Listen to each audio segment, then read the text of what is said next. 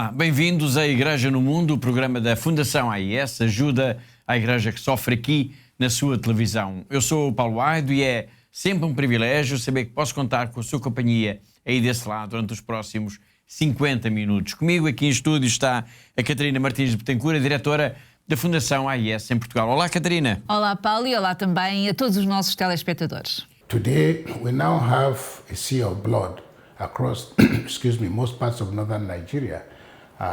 Christians, Muslims, the killings are indiscriminate, even at the slightest provocation or even no provocation at all. Um rio de sangue. Provavelmente não haverá imagem mais poderosa do que esta. Um rio de sangue. Um rio de sangue que corre na Nigéria por causa da violência terrorista, da violência de grupos armados, de grupos extremistas, de organizações jihadistas que querem impor um Islão radical e não olham a meios para o fazer. A estratégia é já conhecida. Ataques indiscriminados que provocam medo, destruição, sofrimento e morte. As palavras que escutámos do bispo de Sokoto, Dom Mathieu Kouka, foram pronunciadas em Roma no lançamento do relatório da Fundação AIS sobre a liberdade religiosa no mundo, que sublinha a violência jihadista como uma das ameaças mais sérias que as comunidades cristãs enfrentam em África. É assim na Nigéria, como o bispo de Sokoto referiu mesmo agora, mas é assim também em muitos outros países. É o caso também do Burkina Faso, em que nas últimas semanas o terrorismo voltou a fazer-se sentir com ataques contra civis, mas também, Catarina, contra membros da própria Igreja. Exatamente, Paula. Após vários meses de alguma paz, não é? De alguma calma, digamos assim, em que a população pensou que poderia haver alguma esperança para a paz, irrompeu aquilo que nós podemos agora também dizer, Paulo, como uma nova vaga então de violência, uma nova onda de ataques por parte de grupos jihadistas, com especial incidência para as dioceses de Nona e de Fada Ngurma. De facto, a situação piorou. Exemplo disso, há pouco mais de um mês, no dia 6 de outubro, a Diocese de Nona sofreu um ataque em que 3 jovens foram assassinados a sangue frio. Exatamente, Paulo. Foram 3 adolescentes que regressavam do Mali para o início do ano letivo e que foram depois retirados à força do autocarro onde seguiam e depois foram baleados. Portanto, o incidente ocorreu na paróquia de Djibasso, em Maduba, no Burkina Faso, mas ainda muito perto da fronteira com o Mali, Paulo. Este ataque ocorreu numa altura em que já circulavam rumores da iminência mesmo de novos ataques terroristas. Sim, Paulo, porque algumas das comunidades locais tinham recebido ameaças, não é, por parte destes grupos armados que estão a atuar naquela região, naquela área, não é? Mas além disto, houve mais incidentes. Sim, Paulo, houve mais incidentes. Portanto, horas depois do assassinato destes 3 adolescentes, houve diversos veículos que circulavam na estrada de Nona para Dédougou e foram também, então, alvejados pelo menos 15 pessoas neste ataque, não é? Importa aqui salientar que nós estamos a falar de ataques a cristãos. Os 3 jovens arrastados para fora do autocarro e baleados mortalmente, e alguns dos 15 mortos no ataque aos veículos que circulavam nesta estrada e que a Catarina, mesmo agora, referiu, eram cristãos. Exatamente, Paulo. Entre os 15 mortos neste ataque na estrada, que acabámos agora de falar, há vários paroquianos de Solenzo e nesse mesmo dia, depois na diocese de Fada Ngurma, situada também nesta região, um catequista da comunidade Koala foi também sequestrado durante a missa dominical e depois, alguns dias antes, Paulo, já a 21 de setembro, outro catequista desta diocese foi também assassinado numa emboscada quando voltava de um trabalho pastoral. Portanto, muitos incidentes, muitos ataques visando os cristãos. Exatamente, Paulo. E falando com alguns dos contactos da Fundação AIS no Burkina Faso, Paulo, este contacto sublinhou então que, de facto, este ponto, não é, do ataque aos cristãos. Portanto, tudo isto faz parte de uma estratégia, digamos assim, de intimidação, de provocar o medo e também de estabilizar a própria comunidade cristã, claro. Uma estratégia de intimidação que está a pôr à prova a coragem e a resiliência dos cristãos no Burkina Faso.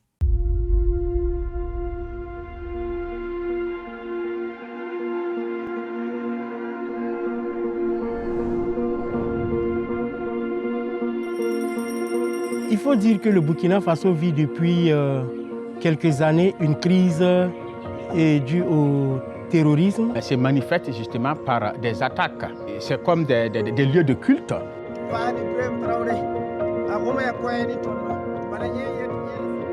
Sentoranta Gloria wa pipi refrain de Brandika Yimesaba, la Samba Wang, Ti Bissila Bekin and Winere, la Kitten Zada Wen Gomna, Labkin Lungwe, Zikanga, to kill and be Wen Gomna.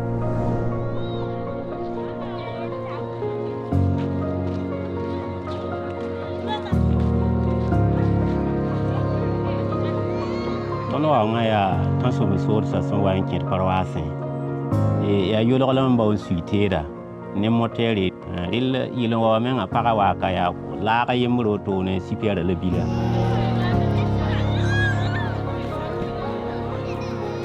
toni hindatin to yi da ribo la fi o yeng tito ko ma hananyua la wa cham fana namba.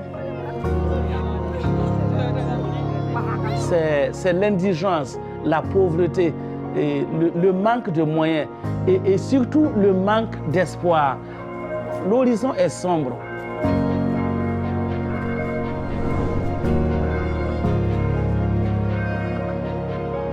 L'église songe, on a pas amené fa hangi hakara. Be so batal songe, be songe, ton église de ton datam songe, songe la manara ton, la songe de ton kamen.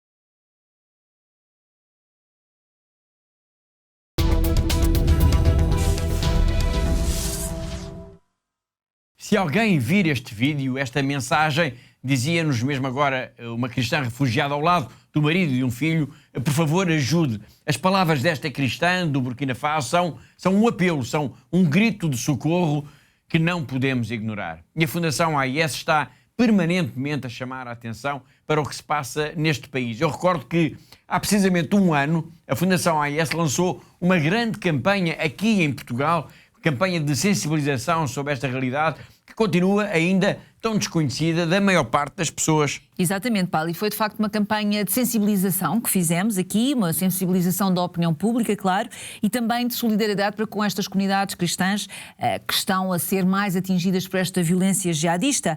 Portanto, esta campanha, Paulo, na altura, há um ano atrás, teve o apoio do padre Jacques Savadogo, que é um padre do Burkina Faso e que viajou até ao nosso país e que veio exatamente com este objetivo de nos mostrar, de testemunhar, não é, de viva voz, o que é hoje ser cristão e viver num clima de terror diariamente, não é? E o primeiro desses testemunhos, e que vamos agora recuperar, um excerto, foi uma sessão em Lisboa, promovida em conjunto pela Fundação AIS e pela Câmara Municipal, em que o padre Jacques Savadogo, mesmo no final da sua intervenção, recordou que muitas paróquias do seu país foram já encerradas por causa da violência jihadista e que a ajuda da Fundação AIS é mesmo essencial para se manter viva a presença da Igreja neste país africano. You know, many parishes have been closed. That means that the priests, they cannot stay at that place. They cannot celebrate Mass there. And you know, in our countries, many of the priests are living from Mass stipends.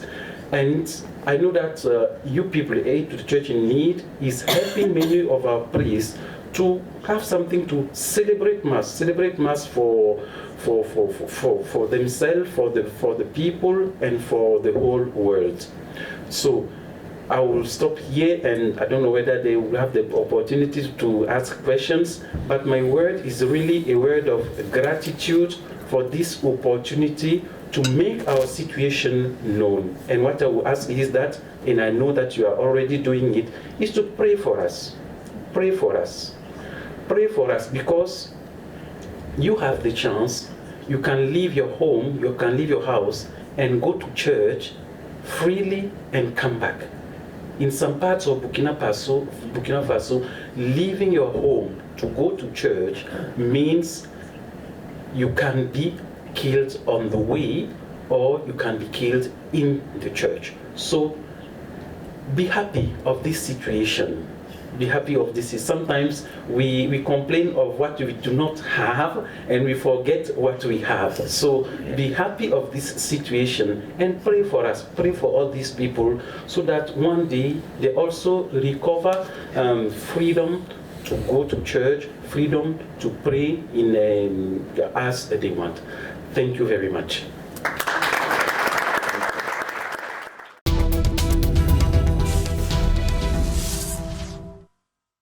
E de um país onde a mão do homem está a provocar uma profunda crise humanitária, com principal incidência na situação dos cristãos vítimas de grupos extremistas islâmicos, vamos agora até Cuba, onde a força da natureza deixou um enorme rastro de destruição. Estou a falar da passagem por este país das Caraíbas do furacão Melissa, que atingiu a 29 de outubro a região oriental de Cuba e provocou, Catarina, uma catástrofe de enormes proporções. Sim, Paulo, foram centenas de milhares de pessoas que foram afetadas, não é? Gravemente afetadas com a passagem deste furacão, que deixou também inúmeras casas e também igrejas danificadas.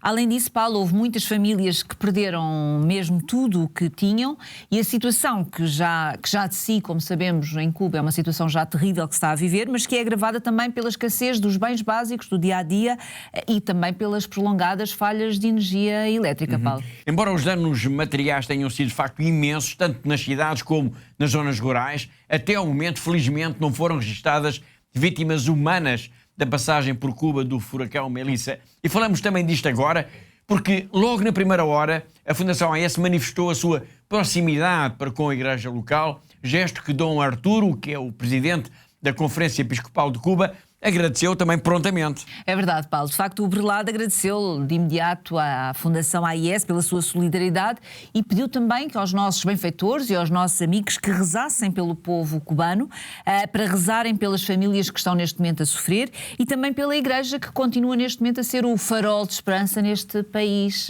que é Cuba. Não é? E por falar de facto em solidariedade dos benfeitores da Fundação AES para com o povo cubano, importa não esquecer a história extraordinária de uma família portuguesa que aproveitou as férias grandes deste verão para levar até Varadero algumas malas carregadas de medicamentos e, acima de tudo, de muito amor. Thelma Brigante, a grande mentora desta iniciativa, contou-nos o que fez e por que o fez. Vamos recuperar agora uma parte das suas palavras. Olá a todos. Gostava de vos contar um bocadinho daquilo que foi as minhas férias de verão. Este ano decidi ir até Cuba com a minha família, com o meu marido e com os meus filhos, e comecei antes da viagem a preparar tudo, a perceber quais eram as necessidades que haviam em Cuba e o que é que poderia fazer de melhor para ajudar aquelas pessoas. Aqui em casa não vemos a vida de outra forma, senão assim, tentando sempre fazer algo melhor pelos outros. Então enviei um e-mail para a Fundação Ajuda à Igreja que Sofre, que no imediato acedeu ao meu pedido e me enviou o contacto do padre Jesus Marcoleta, da Igreja de Santa Elvira em Varadero, uma pessoa muito querida que me recebeu muito bem e que antes da minha chegada já havia movido imensos contactos comigo, sempre dizendo-me quais eram as necessidades e as faltas que haviam e sempre dizendo-me que se não conseguis trazer, pelo menos vem. Conseguimos imensas coisas, graças a Deus. 35 caixas de medicamentos para a hipertensão, que é assim a maior falta que existe, e consegui levar, portanto, arranjei receitas aqui que alguns médicos amigos me passaram e consegui levar antibióticos, anti-inflamatórios, levámos uns terços para poderem ser benzidos e usados pelos miúdos lá em Varadero e foi uma situação incrível, foi uma sensação extraordinária, sentirmos que o poder de Deus realmente existe em nós e que nos mostrou o melhor caminho para termos umas férias agradáveis, de descanso, mas ajudando o outro e fazendo alguma coisa por quem não tem nada. Um medicamento para a hipertensão que aqui tem um valor irrisório, eles não conseguem comprar porque a medicação não chega lá. Fizemos aquilo que conseguimos, não foi muito, mas espero lá voltar em breve e com uma mala cheia de medicação, mas no essencial conseguirmos todos unir esta distância pelo amor de Deus. Obrigada.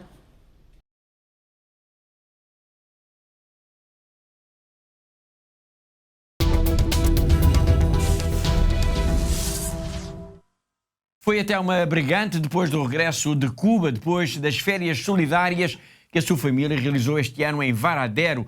Isto é um exemplo extraordinário do que todos nós podemos realizar quando estamos realmente motivados em fazer do mundo um lugar melhor. Onde isso não está a acontecer é na Ucrânia, que caminha já para o 4º ano de guerra, com o que tudo isso significa de morte, de destruição, de brutalidade.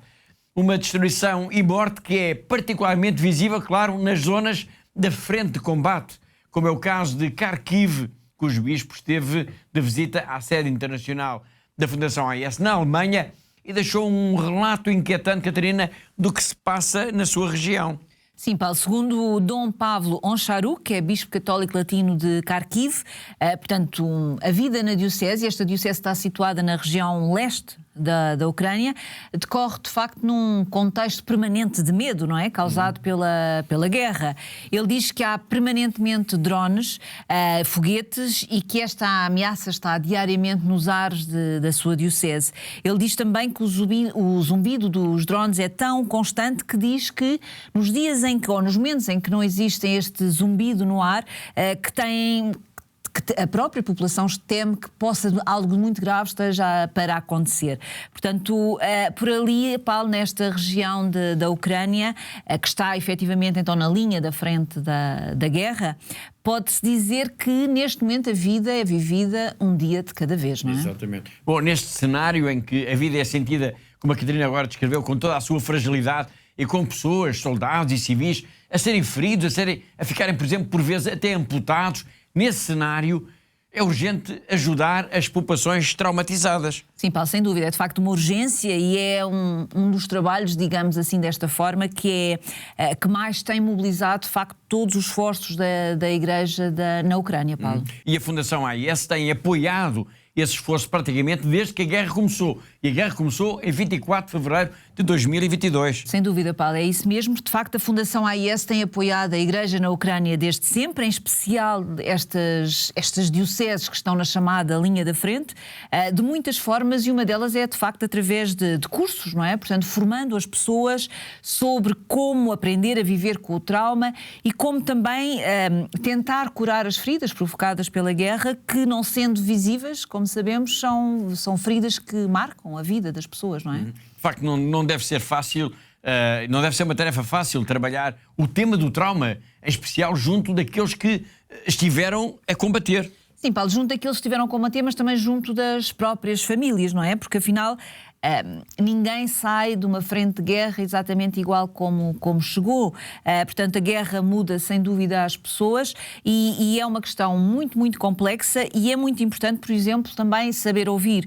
E a Igreja está a realizar aqui, de facto, um trabalho extraordinário e é uma missão que é fundamental para estas comunidades e o Bispo de Kharkiv aproveitou, então, também esta passagem pela nossa sede internacional da Fundação AIS para agradecer toda a ajuda que temos dado à Igreja na Ucrânia, Paulo. Muito bem. A importância da ajuda dada pela Fundação AIS à Igreja da Ucrânia foi sublinhada também recentemente por Dom Sviatoslav Shevchuk, que é o arcebispo de Kiev e que participou em Fátima na Assembleia Plenária do Conselho das Conferências Episcopais da Europa. Nós temos uma entrevista com ele, uma entrevista que iremos exibir num dos próximos programas, mas hoje queremos escutá-lo no obrigado que ele fez questão de deixar aos benfeitores da AIS, o agradecimento a todos aqueles que têm permitido, ao longo destes já quase 4 longos anos de guerra, que a Ucrânia tenha conseguido sobreviver à violência dos ataques, à violência dos bombardeamentos. Antes de todo, la primera palabra es muchas gracias. Somos muy agradecidos por la solidaridad.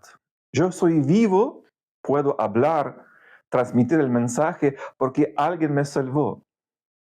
Me salvó el ejército ucraniano, me salvó la solidaridad internacional. 14 millones de personas en Ucrania tenían que abandonar sus casas. Ma esta tragedia de la guerra no provocó una otra tragedia que siempre es un desastre humanitario. Nada en Ucrania murió a causa del hambre, frío o otras causas humanitarias. Por eso, muchísimas gracias. Vuestra solidaridad salva la vida.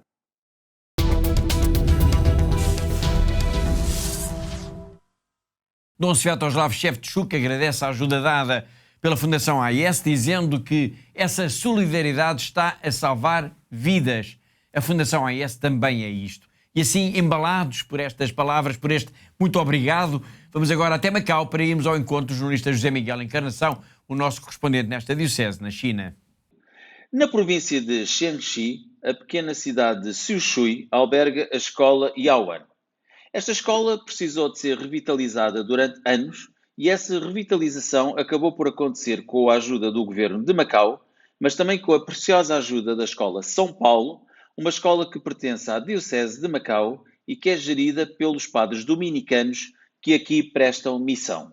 Através desta parceria, a escola São Paulo não só ajudou à revitalização da escola Yaoan, como tem permitido que professores e alunos visitem esta escola, como também que os professores e os alunos da escola Yaoan visitem Macau.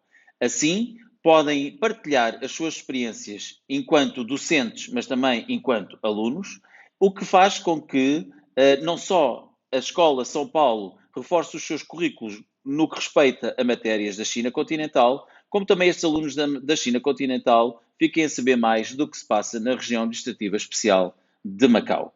Estivemos lá há dias e pudemos ver um campus escolar que alberga cerca de 900 alunos, com mais de 30 turmas e que têm por Macau um carinho especial e principalmente pela sua diocese através desta parceria.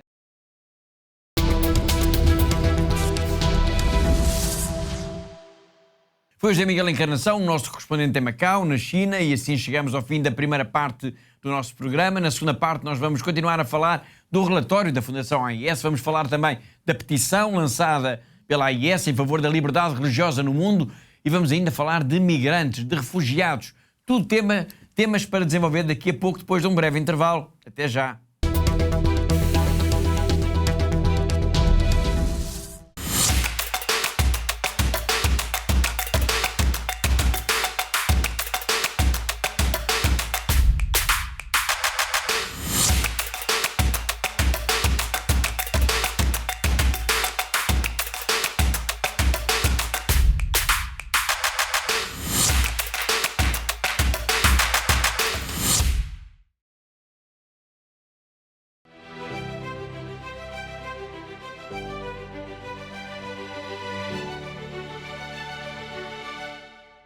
We have very beautiful house because you support us. So thank you very much. Thank you.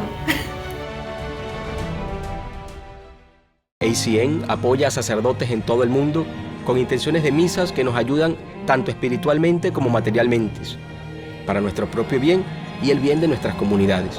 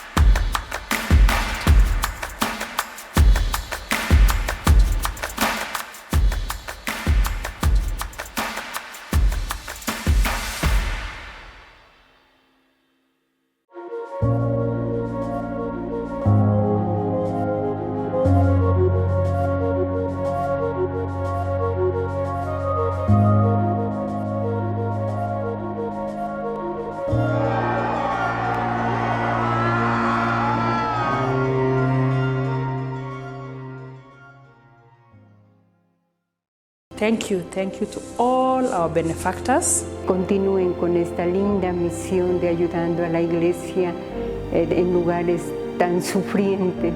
Щиро дякую всім вам, що ви є на хресній дорозі, допомагаєте нам нести наш хрест. We are trying to be Jesus.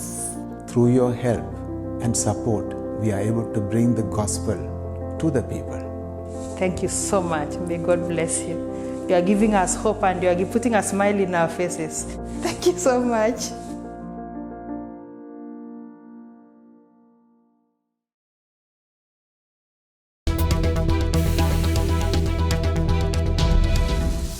Até pleno século XXI existem pessoas comuns, pessoas como nós, mas que arriscam a vida pela sua fé. São autênticos heróis. Todos os dias, homens, mulheres e até crianças enfrentam violência, enfrentam o próprio medo para se manterem fiéis àquilo que é mais importante. Eles merecem o nosso maior respeito. A Fundação AIS existe para eles, para todos eles, para cada um deles. Está a tornar-se cada vez mais difícil para os cristãos de todo o mundo praticar e viver a fé. Em muitos lugares, os nossos irmãos e irmãs sofrem pelo seu amor a Cristo. A missão de ajuda à Igreja que sofre é construir uma ponte de amor que permita que a Igreja que sofre e é perseguida testemunhe a sua fé, inspirando aqueles que a ajudam. Hoje, a ajuda à Igreja que sofre, ou AIS, apoiando mais de 5.000 projetos anualmente em mais de 145 países. Hoje em dia é necessária muita desta ajuda no Médio Oriente, onde a presença cristã enfrenta uma ameaça existencial. Lá e por todo o mundo, a AIS apoia a construção e a reconstrução de igrejas e onde as comunidades católicas se reúnem para prestar culto, rezar e serem fortalecidas na fé. A AIS apoia anualmente mais de 12.000 religiosas, ajudando-as a viver a sua vocação. A AIS também contribui para aqueles sacerdotes que mantêm viva a fé nas suas comunidades. Todos os anos, a AIS apoia a formação de aproximadamente 13.000 destes futuros padres por todo o mundo. A AIS apoia a tradução, impressão e distribuição de mais de 51 milhões de cópias da Bíblia para crianças em 190 línguas. A AIS recebe pedidos de ajuda não só para livros, mas também para estações católicas de rádio e de televisão. A cruz, o sinal da promessa de Deus, tem guiado o trabalho pastoral de ajuda à Igreja que sofre. É a cruz que também tem inspirado os benfeitores da AIS a ajudar aqueles que não conseguem levar as suas cruzes sozinhos. Eles estão a ser testados na fé. Nós estamos a ser testados no amor.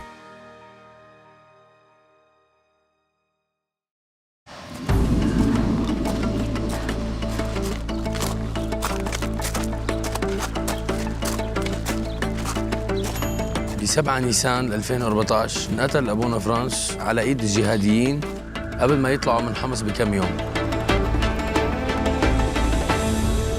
كان هو الراعي الحقيقي اللي ما تخلى عن رعيته.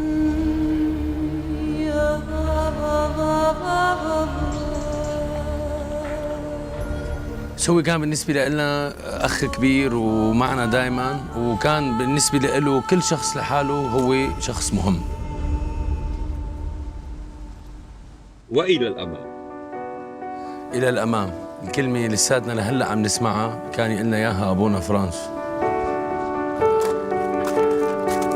وقت كنت صغير مراهق كنت عايش بمدينة حمص.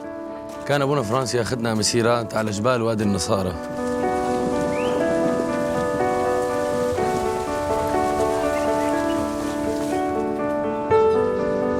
علمني أبونا فرانس افرح بإيماني،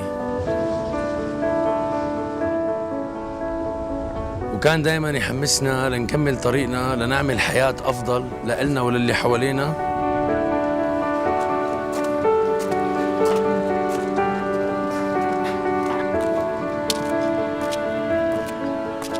بدون ما نخسر إيماننا. حتى جيرانه الإسلام اللي ضلوا حد الدير ما تركهم، كان يقدم لهم أي شيء بيقدر عليه من أكل ومأوى.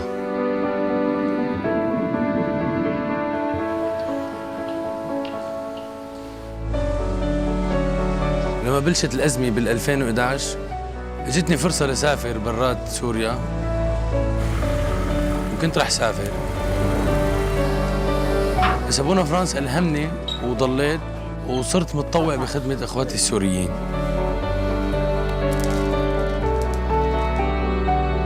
يكون أكثر هذا الشيء أو عادي؟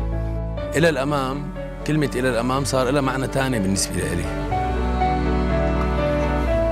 رجاء أبقوا مع المسيحيين بسوريا، وساعدونا ليبقى الأمل والإيمان عايشين عند الناس اللي خسرت كل شيء،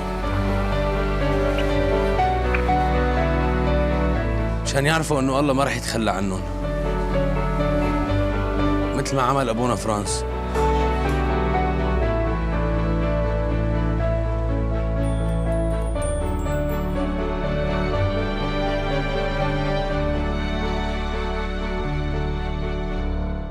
No arranque agora da segunda parte do nosso programa, vamos avançar com o número da semana.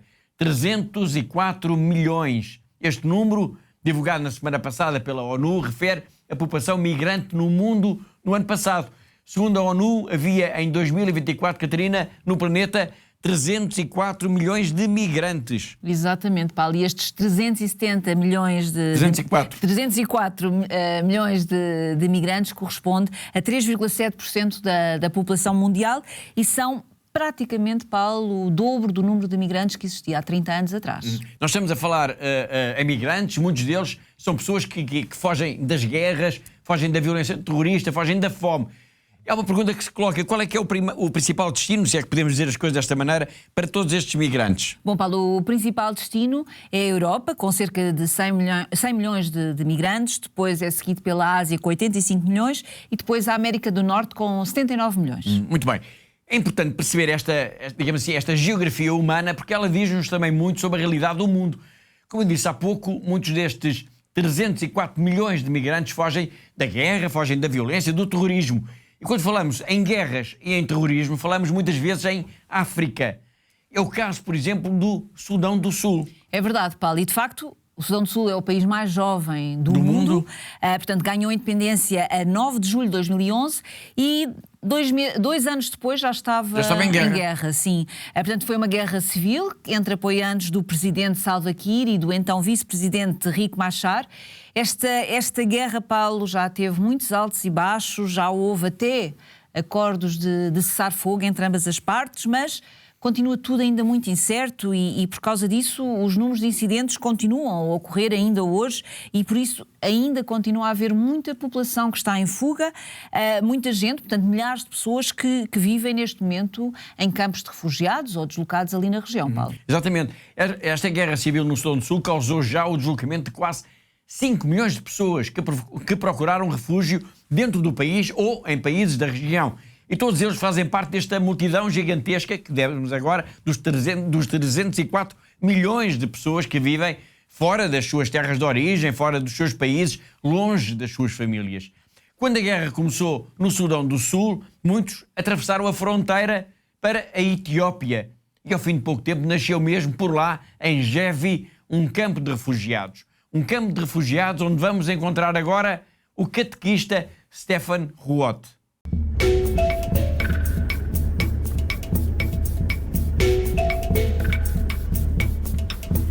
It's 48,000 in Jawi refugee camp. There's a war is broken from there in South Sudan. It's happened seen in 2013. When there's tribal conflicts, so there will be fightings, and many people already have been killed. So this is the why we are come here.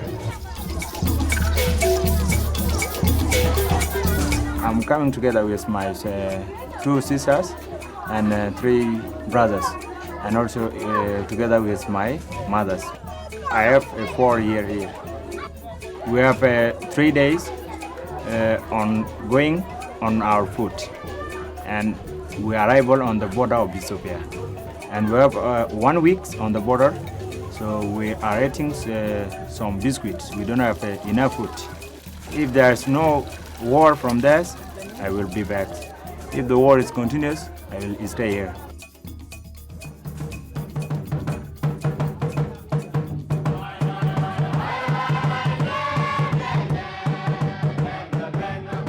There is no end unless we praise the God. All things is happen, but we praise God. God is one who helps all the people. We need to have a priest here, and we need to have a church. We need to pray anytime. I would like to be a priest, really. I love the Word of God. I want to teach our community for the Word of God.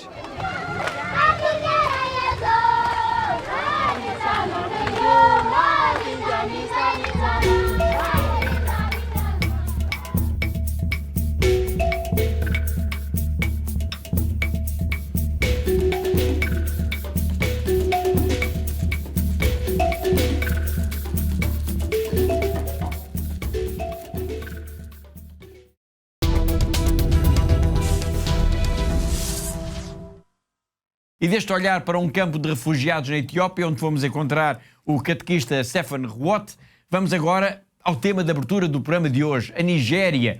Isto por causa das declarações em Roma, na apresentação do relatório da Fundação AES sobre a liberdade religiosa no mundo, do bispo de Sokoto, Dom Mathieu Kuka. Ele alerta para a situação extremamente difícil para as populações por causa da atuação dos grupos terroristas. Mas, para contextualizarmos tudo isto, antes de prosseguirmos, antes de falarmos sobre este tema aqui com a Catarina, vamos ver um brevíssimo excerto de um trabalho multimédia que nós fizemos sobre o relatório da AES e a parte em que se fala precisamente da Nigéria. Extremismo religioso. Os grupos jihadistas não visam apenas outras religiões. Eles eliminam todos aqueles que não compartilham a interpretação exata das suas crenças. No Middle Belt da Nigéria, aldeias inteiras são forçadas a fugir enquanto grupos armados queimam igrejas e escolas.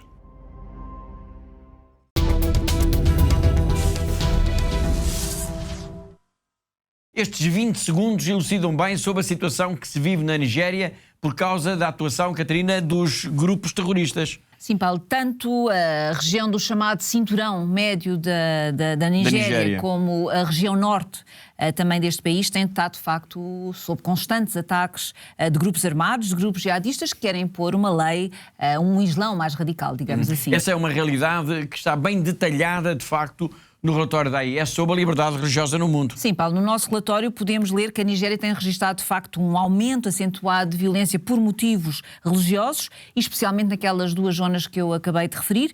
E o que vemos nestas zonas, Paulo, é que temos grupos terroristas, grupos armados, como o Boko Haram, o Estado Islâmico ou até os pastores Fulani, que estão cada vez mais armados, cada vez mais radicalizados e têm, de facto, como alvo, então, as igrejas, as aldeias e também os líderes religiosos, Paulo. Obrigado, Catarina. Estes dados, esta informação que a Catarina agora deu, ajudam a contextualizar melhor as palavras do bispo de Sokoto, Dom Mathieu Kuka, que em Roma, como eu disse há pouco, no lançamento do relatório da Fundação AES sobre a liberdade religiosa no mundo, deixou um alerta sobre o que se passa no seu país, a Nigéria, e a violência contra os cristãos e também contra outras comunidades religiosas. They started off destroying churches, targeting Christian religious leaders across the northern Nigeria. And somehow they gained strength, and subsequently, perhaps as their interests began to become different, they started attacking Muslims who didn't think the way they thought. Today, we now have a sea of blood across most parts of northern Nigeria. Christians, Muslims, the killings are indiscriminate, even at the slightest provocation or even no provocation at all. But the important thing is that Nigeria needs to reverse this ugly trend. I think in the last 2 or so years, since the coming of this administration, we have noticed some little bit of changes, especially in the areas of the kidnappings, the attacks on many communities. And the president himself has also physically shown more empathy than the previous administration, because he physically went to Benue, for example, after the killings in June. So finally, it is to say that we thank Aid to Church in Need and many organizations that are overtly concerned about the problems of the persecution of Christians in Nigeria. But we believe that we need to improve the quality of our own internal devices as Christian leaders, as leaders of Islam, to come together to confront this common enemy that has become a serious threat to peace and security across the entire country.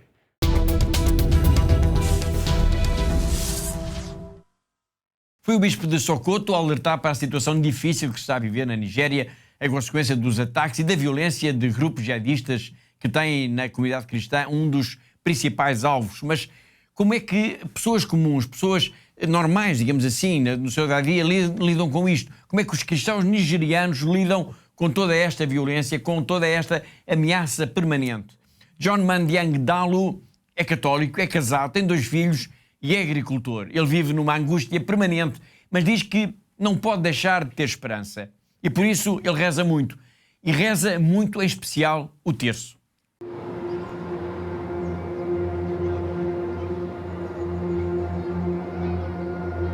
There are places where you will not even be permitted to practice your faith as a Christian. A lot of people have been kidnapped simply because of their faith. Just last week, a priest was kidnapped. These are the realities that we are faced with. My name is John Mandiang Dalu. I am a farmer. I am a Catholic, a Christian. And then you start wondering, I will send my kids to school. I don't know what will happen because I don't go with them. We cannot stop practicing our faith simply because of those challenges. As a Christian, I don't have any reason to be hopeless because I know He who is in me is greater than he who is in the world.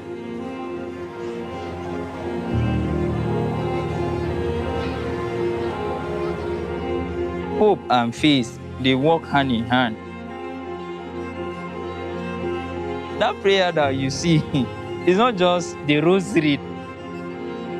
That rosary works wonders. And whenever I am in need or whenever I find myself in difficult situations, I tell Mother Mary to intercede for me. Whenever I call upon her, the request is answered. Our hope as Christians is the resurrection.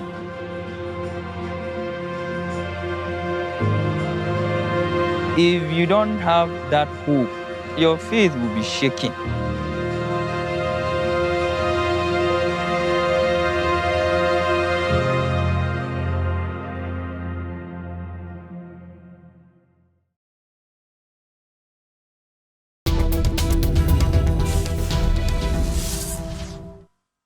Foi John Mandiang Dalu, um agricultor cristão da Nigéria, que nos abriu as portas de sua casa para dizer que no seu país a fé é vivida com grande intensidade, apesar do medo. A Fundação AIS lançou, entretanto, uma petição para que os governos e as organizações internacionais deem mais atenção à temática da perseguição religiosa e possam agir em defesa dos que são violentados nos seus direitos mais básicos por causa da sua fé, como é o caso de Dalu, que acabámos de ver. Nós já lá iremos, mas para já temos uma nota de agenda muito importante. Atenção a estes dados. É que a Fundação AIS vai promover mais uma Red Week, a Semana Vermelha, que é uma semana de alerta precisamente para a questão da perseguição aos cristãos. E vamos ter, Catarina, uma agenda muito preenchida. Sem dúvida, Paulo, mesmo muito preenchida. E, portanto, por estes dias, entre o dia 15 e 23 de novembro, vamos ter então a nível global esta chamada Red Week, que aqui em Portugal vamos estar mais focados em atividades, em particular entre os dias 19 e os dias 23 de novembro, porque vamos ter entre nós então um sacerdote que vem da Síria, Paulo. Que é o Padre Hugo Alanis, que é de Alepo. Exatamente, Paulo. Portanto, o Padre Hugo Alanis vai estar connosco.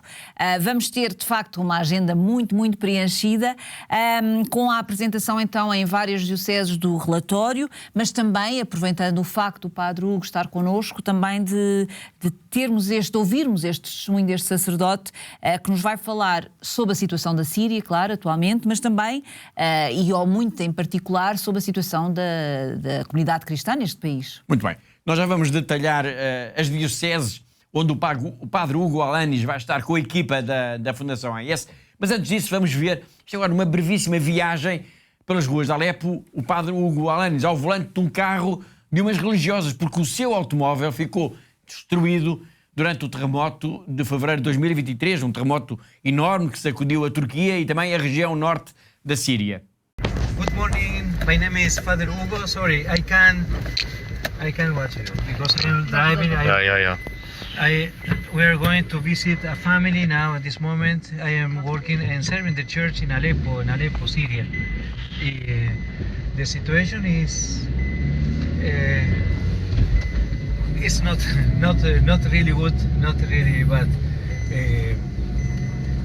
We need first, please, your prayers for our families. It's very difficult the situation for them. It was before that, and now it's worse, of course. Thank you to be with us.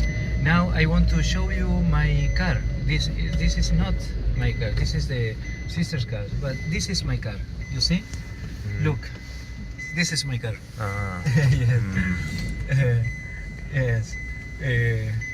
This happened some days ago. God bless you. Pray for us.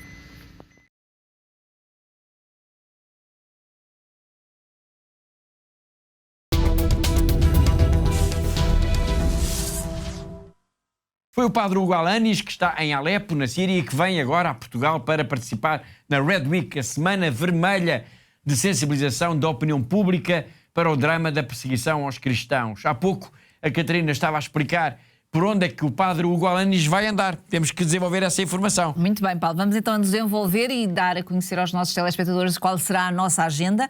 Portanto, o padre Hugo vai estar connosco entre o dia 19 de novembro, portanto, numa quarta-feira. E nesse dia, Paulo, na quarta-feira, vamos estar em Fátima. Depois vamos até Arcos de Valdevez, portanto, na Diocese de Viana do Castelo. Depois, no dia seguinte, Paulo, no dia 20 de novembro, descemos um pouco, vamos para Lomar e Nogueira, portanto, na Arquidiocese de Braga. Depois, sexta-feira, dia 21 de novembro, descemos mais um pouco para a Diocese do Porto, vamos para a Vigararia da Maia. E depois, no dia 22, sábado, vamos descer um pouco mais até Aveiro. Depois, dia 23... vamos até Lisboa, onde vamos ter uma celebração eucarística na paróquia de São Domingos de Benfica, em Lisboa, que vai ser uma missa transmitida pela RTP. Depois, ainda no domingo, para o dia 23, vamos ter um encontro com os jovens do Patriarcado de Lisboa e depois ainda vamos ter um encontro também com jovens da Diocese de Setúbal. Bom, de facto, é muita coisa. Bom, aqueles que estiverem em Fátima, em Viana do Castelo, Braga, Porto, Lisboa, Aveiro, Setúbal, eu peço que vão à página da Fundação AIS na internet, porque está lá tudo com detalhe. Os lugares, as horas, as celebrações, tudo. Um dos aspectos mais relevantes dessa Semana Vermelha, importa também sublinhar este aspecto, é a iluminação de vermelho de monumentos. Monumentos, igrejas, capelas, edifícios. Porque esta é uma forma de a Fundação AIS chamar a atenção do mundo para a perseguição aos cristãos. Exatamente, Paulo. E a ideia é precisamente essa, não é? É de iluminar então de vermelho igrejas, catedrais, monumentos, iluminar de vermelho exatamente com este objetivo de lembrar ao mundo que existe mártires, portanto é a cor do sangue dos mártires. Exatamente. E, portanto é importante fazê-lo, embora já falte pouco tempo, Paulo, não é? Porque isto o tempo corre. Deixa ainda aqui um desafio a quem nos está a ver lá em casa e que poderão então, junto às suas comunidades, junto às suas paróquias, portanto nas suas escolas, portanto nos seus locais, poderão, por exemplo, associar-se a nós e iluminar a sua paróquia, iluminar algum edifício, ou até mesmo, às vezes, Paulo, não é possível iluminar toda uma igreja, mas é possível iluminar uma janela, uma porta, um pequeno detalhe, uma fachada de alguma igreja. O importante, de facto, é mesmo que haja esta iluminação de vermelho, porque é preciso, não é? Denunciarmos, de facto, esta realidade que existe hoje, atualmente no mundo, que é esta realidade que é dramática e que é da perseguição aos cristãos em todo o mundo por causa da sua religião, não é? Exatamente. Muito bem, aliás, fica já aqui também um desafio. Fale com o seu pároco, mobilize a sua escola, a sua paróquia, os grupos a que pertence, para todos juntos então iluminarmos de vermelho Portugal ao longo destes dias de 15 a 23 de novembro. Já agora, fica aqui também o desafio, fotografe depois a sua escola, a janela ou a porta, como a Catarina sugeriu, para nós depois passarmos aqui também essas imagens.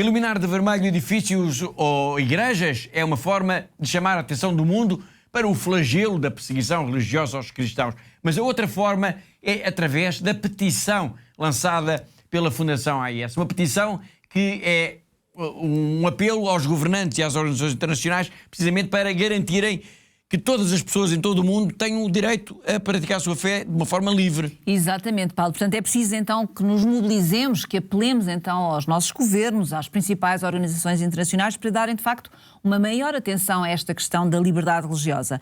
Como temos dito aqui nos últimos programas, Paulo, portanto, o importante é compreender que com esta assinatura nesta petição podemos de facto salvar muitas pessoas, Paulo. Mas salvar vidas como? Bom, Paulo, por exemplo, com a pressão que a petição poderá fazer junto dos governos, não é?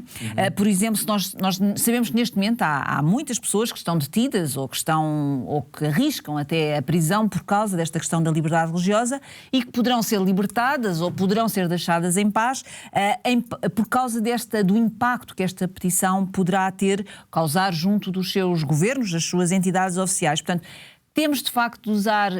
Hoje em dia temos de usar todos os meios que temos ao nosso alcance, não é, Paulo? Para ajudar, de facto, os cristãos e todas aquelas pessoas que vivem em países onde não há liberdade religiosa.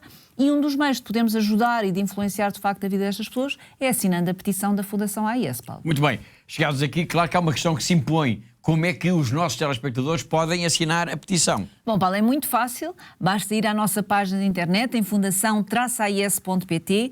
Está logo visível na página. É clicar, é ler o texto e depois assinar. O desafio fica agora lançado, não é? Para quem nos está a ver lá em casa, Paulo, e agora é com cada um de nós, temos também este dever, não é? De assinar e de olhar para esta questão da liberdade religiosa com outros olhos. Portanto, assinar esta petição é de facto o primeiro passo para que o mundo tome consciência deste problema gravíssimo que atualmente temos em praticamente todo o mundo, e é preciso esquecer, Paulo, que a liberdade religiosa é o termómetro, digamos assim, para todas as outras liberdades, e também ainda é preciso não esquecer, Paulo, que de facto a liberdade religiosa é um direito e não um privilégio. Sem dúvida alguma. Obrigado, Catarina. Nós preparámos uma pequena peça de apenas um minuto para explicar o que deve fazer e como fazer para assinar a petição. 2/3 da população mundial ainda é perseguida ou discriminada por causa da sua fé.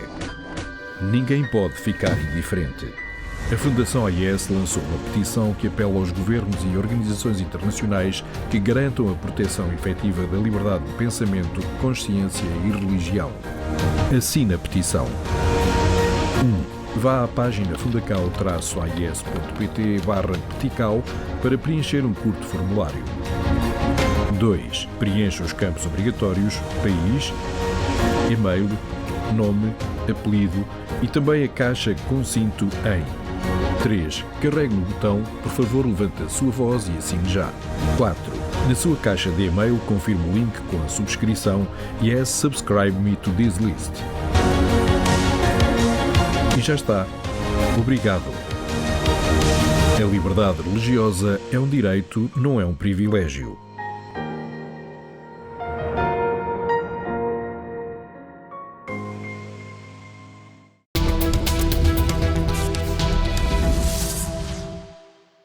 Bom, já sabemos como assinar a petição. A Catarina já explicou a importância deste simples gesto de darmos o nosso nome por uma causa tão importante como é a da defesa da liberdade religiosa no mundo. Podemos dizer que está tudo dito, mas é bom recuperarmos ainda as palavras de Dom Rui Valério na apresentação do relatório, que ele falou sobre a importância de sairmos da nossa indiferença para assinarmos esta petição. Vamos escutar o Patriarca de Lisboa. Tem uma importância em 2 níveis. Em primeiro lugar, é para nos tirar da nossa indiferença, porque nos compromete essa petição, porque nos obriga a fazer uma assinatura, porque colocamos ali o nosso nome, porque damos a cara. E isso, numa questão tão fulcral como aquela de que estamos a falar, em que se fala de liberdade, fala-se de religião, fala-se de perseguição, isso é verdadeiramente fulcral. Em segundo lugar, é uma maneira de nos sentirmos ainda mais comprometidos com a defesa e salvaguarda do outro enquanto uma liberdade.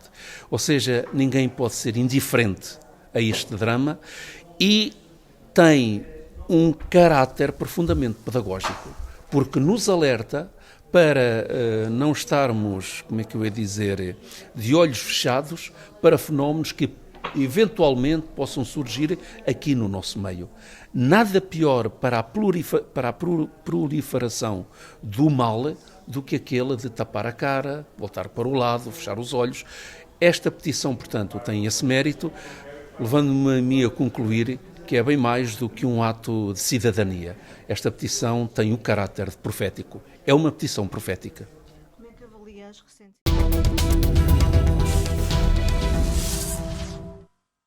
E com esta mensagem de Dom Rui Valério sobre a importância da petição da Fundação AIS e a urgência de todos assinarmos, atenção, está disponível no site AIS, em fundação-ais.pt, todos assinamos a petição, chegamos ao fim do programa de hoje. Todas as semanas nós marcamos encontro aqui porque há uma igreja que precisa da nossa ajuda.